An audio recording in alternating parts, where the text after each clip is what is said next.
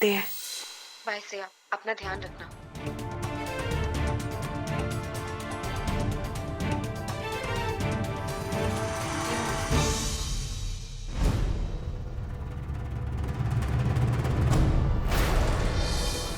खिसियानी बिल्ली खंबा नोचे, वही कर रही हैं बाप। आपको पता नहीं, हमारी छोटकी बहू ने बयान दे दिया है। और जो आप ये झूठमुटिया नारी शक्ति आंदोलन का मशाल लेके घूम रही थी ना, देखना हम उसे कैसे बुझाते हैं। आपको सबके सामने बेनकाब करके रहेंगे। अभी तो हम अपनी छोटकी बहू को लेने आए। छोटकी बहू, आपके डिस्चार्ज के पेपर तैयार हो रहे हैं। ऐसे कैसे डिस्चार्ज के पेपर तैयार कर रहे हैं? डॉक्टर्स ने मना किया है। सिद्धेश्वरी जी, अपनी हद मत भूलिए। बहुत तांडव देख चुके हैं आपका। आपको तो हम बहुत कमजोर लग रहे हो, पर कमजोर हम हैं नहीं। शेर 2 दिन तक जंगल में दहाड़ता नहीं है तो सियार झुंड बना के जश्न मनाने लगता है कि शेर का तो शिकार हो गया। लेकिन आपको बता दें, यही अंतर है शेर में और सियार में। शेर को झुंड बना के नाराबाजी करने की जरूरत नहीं पड़ती। एक बार शेर जंगल में दहाड़ देता है और पूरे जंगल को यकीन हो जाता है कि उसका राजा वही है। इसलिए वो दहाड़ सुनने के लिए तैयार रहिएगा। अच्छा, तो आप हमें धमकी दे रही हैं? ना ना, धमकी तो अब तक आप हमें देती आई, जब से हमारी छोटकी बहू के साथ यह हादसा हुआ। अरे आपने और आपके लोगों ने तो ये मान ही लिया था कि हमारे परिवार का खेल खत्म। और अब कौन कैसे क्या फायदा उठाएगा, आप सब तो इस जुगाड़ में लग गए। लेकिन आपके सपने पूरे नहीं हो पाएंगे सिद्धेश्वरी जी। गफलत भी हो सकती है आपको? गफलत हमें नहीं, आपको हुई है। और ये बात साफ हो चुकी है। बहरहाल हम अपनी छोटकी बहू को यहां से लेकर जा रहे हैं, और हम नहीं चाहते कि आप जैसे 2 चेहरे वाले इंसान का साया भी हमारी छोटकी बहू पर पड़े। और एक बात कान खोल कर सुन लीजिए सिद्धेश्वरी जी, आप चाहे एड़ी चोटी का जोर लगा लें, नाक घिसट कर मर जाएं, लेकिन हम आपको इस पूरी जिंदगी में गोरखपुर के किसी भी क्षेत्र से चुनाव नहीं जीतने देंगे।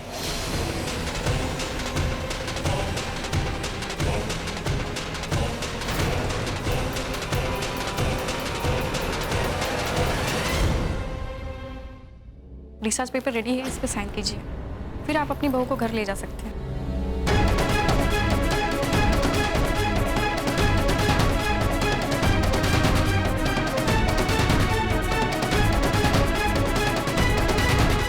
छोटकी बहू, अपने घर चलने के लिए तैयार हो जाओ।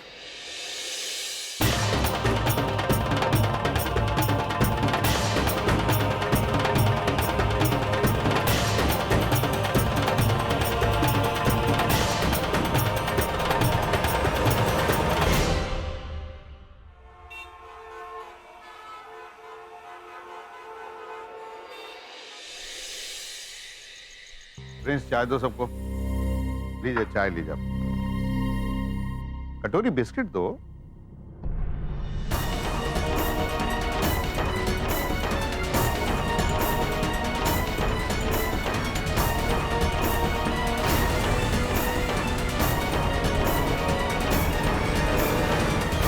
अरे आप बैठ जाइए, बैठ जाइए, बैठ जाइए, यहीं आ रही है आप ही लोगों के लिए।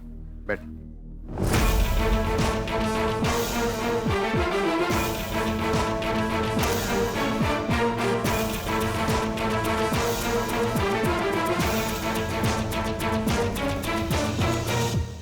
नौलखा जी, हम आपसे जानना चाहते हैं कि 2 मिनट। अब तक आप ही लोग बोलते हैं, जरा हमें भी बोलने दीजिए। देखिए, हमें पता है कि पत्रकार लोग बहुत जागरूक होते हैं, और आपकी जागरूकता हम पिछले कुछ दिनों से देख भी रहे हैं। गोरखपुर के एक घर की छोटी सी बात को कैसे मिर्च मसाला लगाकर पूरे गोरखपुर में फैला देते हैं। आप मीडिया के बारे में ऐसा मत कहिए। हम सब लोग फैक्ट्स की छानबीन में ही लगे थे। आप लोगों की एक गलत हरकत की वजह से किसी के व्यक्तिगत जीवन और परिवार पर क्या असर पड़ता है, आप लोगों ने कभी सोचा है? आप लोग तो इज्जत ऐसे उछालते हैं कि गुनाह बेगुनाह साबित होने से पहले सामने वाला व्यक्ति घबरा कर आत्महत्या करे। ईमानदारी से उन लोगों को बेनकाब कीजिए जिसके बहकावे में आकर आप झूठे आरोप लगा रहे हैं। किसके बारे में बात कर रही है आप? सिद्धेश्वरी जी, वो अपनी राजनीतिक रोटियां सेकती रहीं और इतनी जरा सी बात आप लोगों को दिखाई नहीं थी। और हाँ, इस घर में आग कैसे लगी इस पर आप लोगों ने पूरा रिसर्च कर लिया। अरे जाइए और ईमानदारी से अपने अखबार और चैनलों में उन्हें बेनकाब कीजिए। धन्यवाद। हम बड़े आभारी हैं कि आपने हमारी भावना को समझा और आप यहाँ आए। अब आप सब एक एक करके प्रश्न पूछ सकते हैं। सिया जी, क्या आपने अपने ससुराल वालों को बचाने के लिए झूठी गवाही दी? क्या बक रहे हैं? उंगली थमाए तो माथा बैठना है। कुछ शुरू हो गई। देखिए बलबल जी, हम अपने सवालों के जवाब सिया जी से ही चाहते हैं, तो प्लीज बोलने दीजिए उन्हें। हाँ तो बलबल, पूछने दो इन्हें। पूछिए। देखिए, अगर किसी इंसान की जान जा रही होगी तो वो अपनी जान बचाने के बारे में सोचेगा या किसी और चीज के बारे में। और ये बात जरा आप खुद ही सोच के देखिए, हम सच बोल रहे हैं कि हमारे साथ ऐसा कुछ भी नहीं हुआ। हमारी बात का विश्वास कीजिए। लेकिन अगर किसी के दबाव में आकर आप ये गवाही दे रही है तो याद रखिए, आप मुश्किल में ना आए। देखिए, जिसके ऊपर दबाव हो और ऐसे में सपोर्ट पाकर हम अपनी बात आसानी से आप लोगों के सामने रख सकते हैं। इस पूरे मामले में हमारा परिवार के खिलाफ एक बयान उन्हें जेल भिजवा सकता है, तो यहाँ हमसे ज्यादा हमारे परिवार के ऊपर दबाव है। ये बात आप अपनी सहूलियत के लिए कह सकती हैं, लेकिन बात तो मुश्किल से बचाने की ही लग रही है। किस मुश्किल की बात कर रहे हैं आप? अपने मन से आप लोग कुछ भी कहानियां बना देते हैं। आप लोगों की वजह से किसी का भी परिवार मुसीबत में तो आएगा ना। लेकिन जो बात सामने आई है आपके परिवार के लोगों से इंटरव्यू के दौरान, उससे तो साफ पता चलता है कि वो लोग आपको नापसंद थे।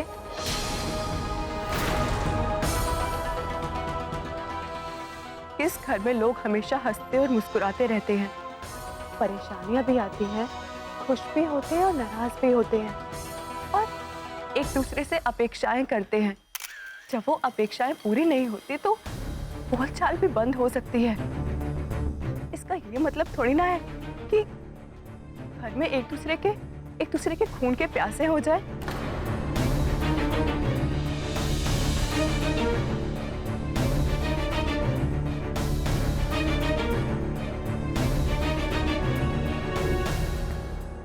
सिया जी, क्या आपकी बोलचाल बंद थी किसी से?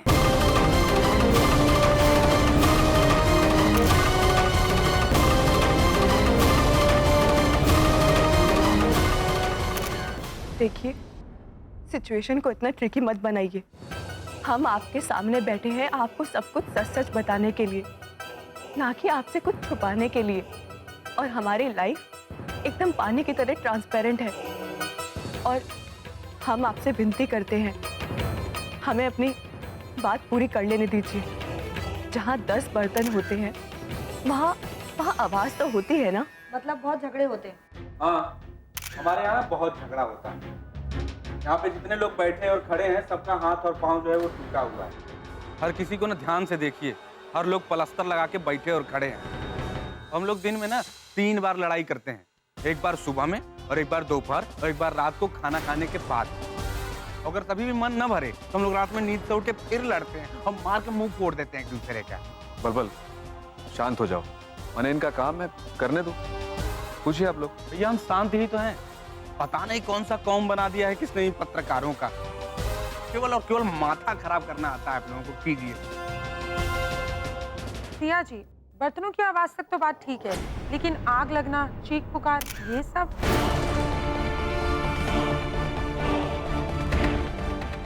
देखिए, आप किसी भी चीज को गलत नजरिए से मत देखिए।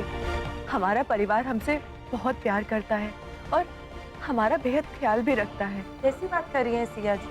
अगर ख्याल रखा होता तो ये सब नहीं होता। आपके पिताजी की बातों से तो लगता है आपकी ये शादी टूटने की ओर है।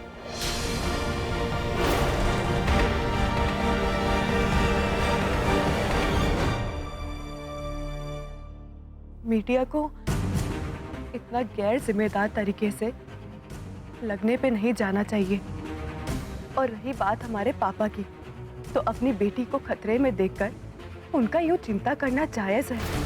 चिंता तो होगी अगर किसी की बेटी को ससुराल में टॉर्चर किया जाए तो। टॉर्चर?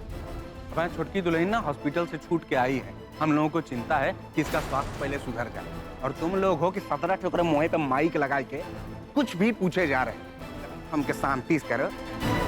आप लोगों को ऐसा लग रहा होगा कि हमें इस घर में टॉर्चर किया जा रहा है, मगर ये सच नहीं है। मतलब सच भी हो सकता है। थोड़ा संयम रखिए, पत्रकारों की तरह सवाल करेंगे तो अच्छा लगेगा। वकील क्यों बन रहे हैं? नहीं बाबूजी, इन लोगों को जो कुछ भी पूछना है पूछने दीजिए। और इन लोगों के पूछने से सच बदल थोड़ी ना जाएगा। हमारा ससुराल, हमारी सासू माँ और हमारा इनसे रिश्ता, हम जिस तरह से इस घर में लाए गए हैं, क्या आपको हमारे चेहरे पर एक भी डर की लकीर दिखी? अगर हमारी जान को खतरा होता तो हम इस तरह बेखौफ लौट के ना आते। तो रिपोर्ट के मुताबिक जो बातें सामने आई हैं वो कैसे? आखिर उस रात क्या हुआ था?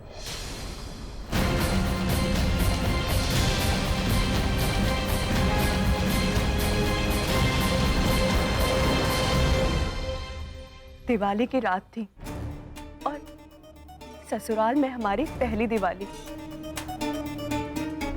हम समर जी को सरप्राइज देना चाहते थे, तो हमने सोचा कि जितने समर जी बच्चों के साथ आंगन में खेल रहे हैं, हम जल्दी से जाके उनका कमरा सजा देते हैं। हर तरफ लाइट्स जले, इसीलिए हम बस उसकी तैयारी में लग गए थे। रिपोर्ट के मुताबिक स्विच बोर्ड में जो छेड़छाड़ से आग लगी वो किसी ने जानबूझ के किया?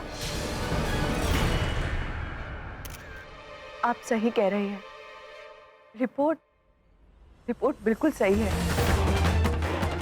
एक्चुअली स्विच बोर्ड में जितने सॉकेट्स की जरूरत थी उतने सॉकेट स्विच बोर्ड में नहीं थे, तो हमने लाइट बंद कर दी और टॉर्च के सहारे रूम की वायरिंग से 2-3 अलग अलग जगह सॉकेट्स बनाने लगे।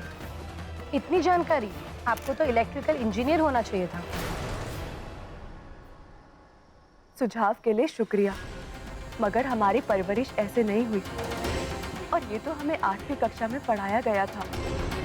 जब बेतिहाता में हम अपने घर में थे तो ऐसी इलेक्ट्रिकल प्रॉब्लम को हम खुद ब खुद ठीक कर लेते थे। लेकिन इन सब से रिपोर्ट का क्या ताल्लुक? जब हम वॉल की वायरिंग से नहीं कर पाए तो हम स्विच बोर्ड से वायर लेने की कोशिश करने लगे। स्विच बोर्ड खोलने में और तार जोड़ने की कोशिश में जाने जल्दबाजी में कैसे तार गलत जुड़ गए और शॉर्ट सर्किट हो गया और पूरे कमरे में आग लग गई। हमें तो यकीन ही नहीं आ रहा है, मेरी छुटकी बहू इतना सब कैसे कर सकती? नहीं। चलिए मान लिया कि आपकी लापरवाही से शॉर्ट सर्किट हुआ, आग लगी, लेकिन जब आप कमरे से बाहर निकलने वाली तो दरवाजा अंदर बाहर दोनों तरफ खुले होने के बावजूद खुला क्यों नहीं? और तहकीकात के मुताबिक दरवाजे पे ऐसा ग्लू लगाया गया था जिसकी वजह से दरवाजा खुला ही नहीं।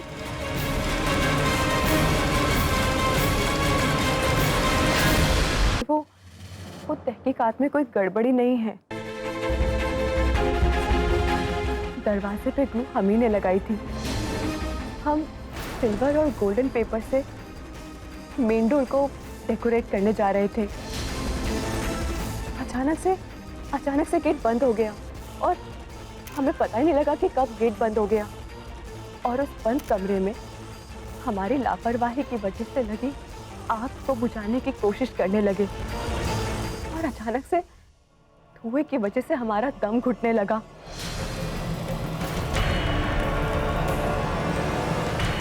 अगर आप लोगों के मन में कोई और संशय है तो आप बेझिझक हमसे पूछ सकते हैं। हम आप लोगों से कुछ भी नहीं छुपाएंगे। इत्मीनान से छुटकी बहू, इन्हें आराम से सवाल तैयार कर लेने दो। जब तक आप लोग और सवाल सोचेंगे तब तक एक बार और चाय नाश्ता ले लीजिए।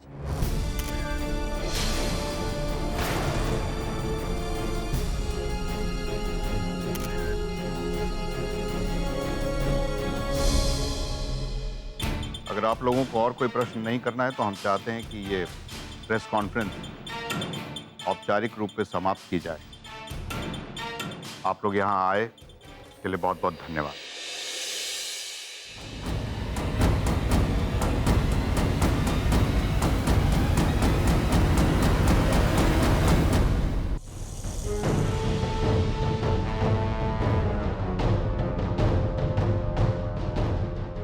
नमस्कार शुक्ला जी, हम नौलखा देवी बोल रहे हैं सूरज कुंड से।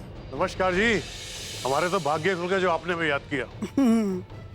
भाग्य विधाता तो आप बने हुए हैं, दूसरों का भाग्य तो आपके पास है। हमसे कोई गलती हो गया ठकुराइन जी? अरे आप भी कैसे भूल गए कि जब आप पार्टी में आए भी नहीं थे तब से हमारे पिताजी के फंड से ये पार्टी चल रही है। और आज ये दिन आ गया कि हमारे ही बेटे को छिछियाना पड़ रहा है। अरे टिकट का पैसा एडवांस में लेके बैठे हैं और आश्वासन की झाड़ पे उसे चढ़ा रहे हैं रोज रोज। देखिए नौलखा जी, अपोजिशन पार्टी से सिद्धेश्वरी, जिस तरह सूरज की तरफ मुंह करके थूकने वालों का जो हाल होता है, याद रखिएगा शुक्ला जी, सिद्धेश्वरी देवी का वही हाल होने वाला है। देखिए ऐसे में जब केस आपके केस तो सुलट गया है शुक्ला जी। आप अविलंब लिखित में आश्वासन दे दें कि मनी राम की सीट आप बलबल के नाम कर रहे हैं, और अगर कोनो हीला हवाली किए तो फिर हम कोनो दूसरा इंतजाम भी कर लेंगे।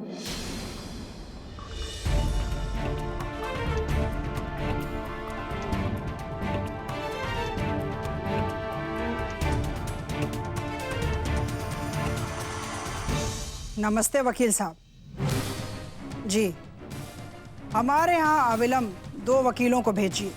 वकील साहब, हमें सिद्धेश्वरी देवी पर 5 करोड़ का मानहानि का मुकदमा करना है। अम्मा गजब होई के बा, शुक्ला जी खुदे फोन कर रहे हैं। कन बलबल कहाँ हो? तुरंत पार्टी ऑफिस आ जाओ। हम उनसे दुखी हो गए थे बलबल, यही लिए तुमका वो पार्टी ऑफिस बुलाया। तबई कही अम्मा तूने एकदम सही करू। अम्मा तोर कसम कर मैं चुनाव न लड़ा रहा है कर ते उकला सुक लगता मार पहने पहने पटक के बतियाई। अरे चुप करो बलबल, ऐसे करोगे राजनीति?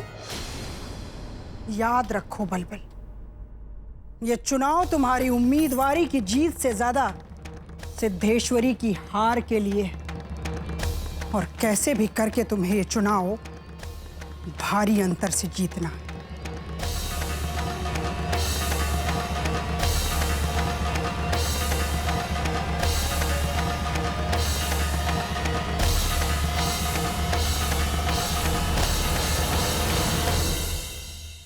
दीन बंधु जी, आपकी बेटी का एक झूठ मुझे परेशानी में डाल रहा है, आप लोगों को भी डालेगा। अरे उसकी वजह से मैं गलत साबित हो रही हूँ, मुझ पर मानहानि का केस होने जा रहा है। उसे समझाते क्यों नहीं आप लोग? लीजिए पानी पीजिए। हम कुछ भी नहीं कर सकते। मैंने आप लोगों के लिए इतना सब कुछ किया और आप? देखिए सिद्धेश्वरी जी, सिया की गवाही हो चुकी है। ये क्या कह रहे हैं आप? सिया अपनी जान को बहुत बड़े खतरे में डाल रही है दीन बंधु जी। देखिए वो अपने ससुराल लौट गई है और अब हम ऐसा कुछ भी नहीं करना चाहेंगे जिससे उसके लिए मुसीबत पड़े।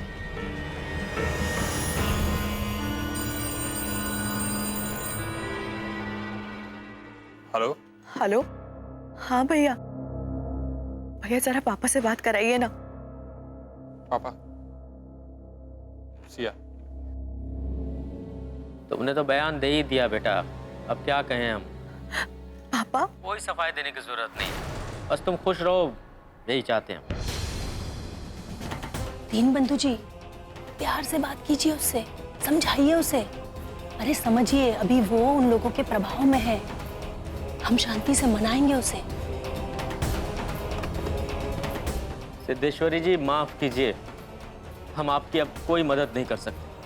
सिया ने अपना हित अहित जो भी समझा फैसला ले लिया है। पापा, पापा,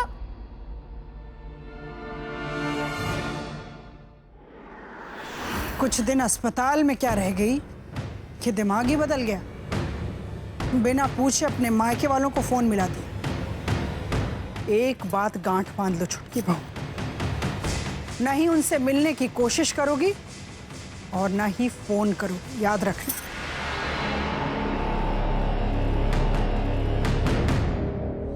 अम्मा, दुन्नो वकील आ गए। जियो जागो।